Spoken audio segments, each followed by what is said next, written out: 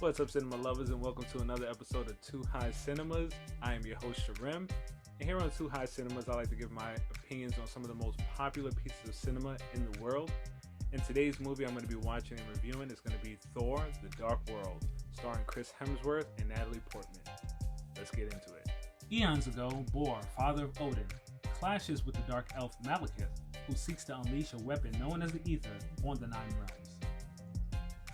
After conquering Malekith's forces, including enhanced warriors called the Cursed on their home world, Bor safeguards the Ether within a stone column. Unknown to Bor, Malekith and a handful of dark elves escape into suspended animation.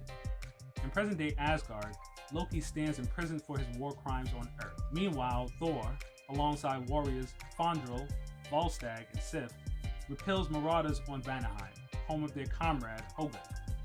It is the final battle in a war to pacify the Nine Realms, following the reconstruction of the Bifrost, the Rainbow Bridge, between realms, which had been destroyed 2 years earlier. The Asgardians soon learn that the convergence, a rare alignment of the Nine Realms, is imminent.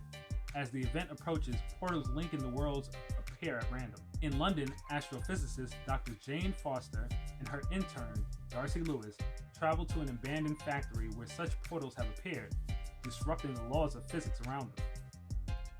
Separating from the group, Foster is teleported to another world, where beyond Heimdall's near all-seeing vision, she absorbs the ether.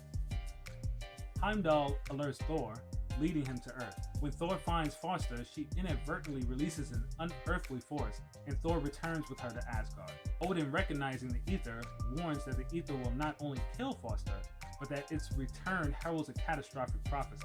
Malekith, awakened by the ether's release, attacks Asgard. During the battle, Malekith and Algrim search for Foster, sensing that she contains the ether. Thor's mother, Frigga, is killed protecting Foster, and Malekith and Algrim are forced to flee without Foster. On that note, don't forget to check out some of our merch options provided by KLB Supply at klbsupply.com. Follow KLB Supply and Too High Cinemas on all social media platforms. Like and subscribe for any updates. And let's get back into it. Despite Odin's orders not to leave Asgard, Thor reluctantly enlists the help of Loki, who knows of a secret portal to Svartalfheim, where they will use Foster to lure and confront Malekith away from Asgard. In return, Thor promises Loki vengeance on Malekith for killing their mother. With Volstagg and Sif stalling Asgardian soldiers and Fandral assisting their escape, Thor, Loki, and Foster head to Svartalfheim. There, Loki tricks Malekith into drawing the ether out of Foster, but Thor's attempt to destroy the exposed substance fails. Malekith merges with the ether and leaves in his ship as Loki is fatally wounded while killing Algrim. Thor, cradling Loki in his arms, promises to tell their father of his sacrifice. Afterward, Thor and Foster discover another portal in a nearby cave and reunite in London with Lewis and Foster's mentor, Dr. Eric Selvig, who was briefly institutionalized due to the mental trauma he suffered during Loki's attack on Earth. They learn that Malekith plans to restore the Dark Elves to dominance by unleashing the ether at the center of the convergence in Greenwich. Thor battles Malekith through various portals and across multiple worlds until one portal separates them, leaving Malekith unopposed on Earth. Thor returns in time to help his mortal comrades use their scientific equipment to transport Malekith back to his homeworld, where he is crushed by his own damaged ship. Thor returns to Asgard, where he declines Odin's offer to take the throne and tells Odin of Loki's sacrifice. As he leaves, Odin's form transforms into Loki, who is alive and impersonating Odin. In a mid-credit scene, Volstagg and Sif visit the Collector and entrust the ether to his care, commenting that with the Tesseract already in Asgard, having two Infinity Stones so close together would be unwise. As they leave, the Collector states his desire to acquire the other 5 stones.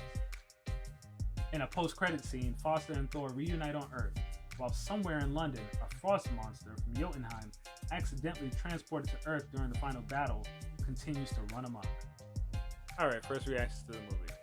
I know I'm going to be in the minority when it comes to saying this is, I think, the better of the Thor movies out of the first 2, but I think it is. It actually has a lot more action to it. It still has that whole feel of the space opera, but then even in this movie we get more like backstory of the villain when it comes to where they came from. We get a whole new like look at a different world now. We get more of Asgard. We get to see like the architecture of it, like the special effects in building this world was freaking amazing. And we got a lot more, and that's what I wanted from the first one, was more of Asgard. We spent like almost 90% of the movie in a different place outside of Earth. So that I liked. Not to say that I was really that hooked on the villains, like their reasoning or anything like that of why they are villains. And I get it. Okay, they come from a time where it was darker. They want to bring it back to that. They believe that the light is actually a poison, everything like that. But I don't know. Maybe it was just really Malekith, the leader, that I kind of really wasn't drawn into. I really didn't like him as so much a villain. I like the idea of the Dark Elves, but him specifically, wasn't too keen on him.